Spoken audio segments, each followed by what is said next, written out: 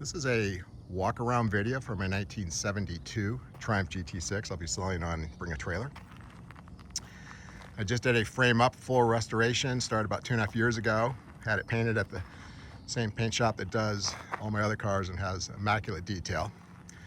They removed, there was a small door ding on the side. There was a little bit, something fell off the top and had left a slight little ding. And on the hood, you can see the pictures in the gallery, those repairs, but just super thin, and they repaired those flawlessly.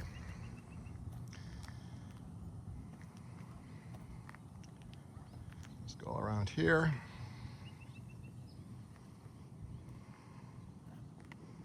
So I use the term California blue plate, and this car was a California blue plate.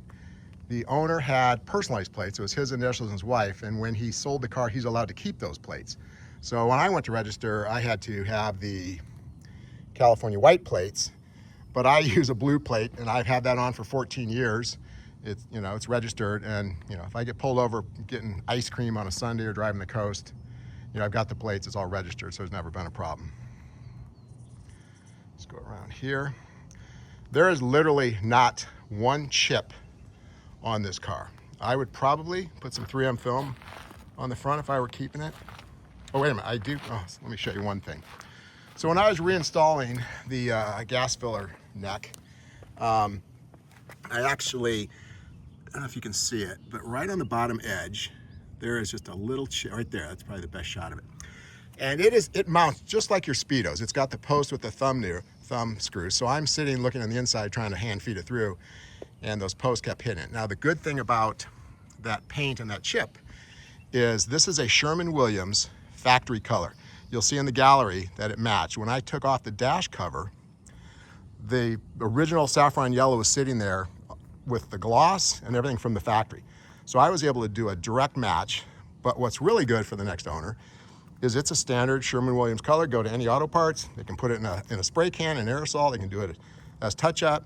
You can paint the frame if you want to from underneath, basically, wire brush that frame and paint the floor pans black, which I never want to put paint on the bottom because that's just not what I do. I just think people are trying to hide stuff when they paint the bottom, but point being, it's very easily done now with an off-the-shelf paint, so to speak. Again, you can see if I can get down the sides. I think the gallery and the pictures did better. You also notice that the sun really makes this car brighter than it did. The photographer came over at 6 o'clock. Sun was setting. I was really disappointed. The car really looked a deeper brown. This saffron yellow does take on a lot of different shades in the light.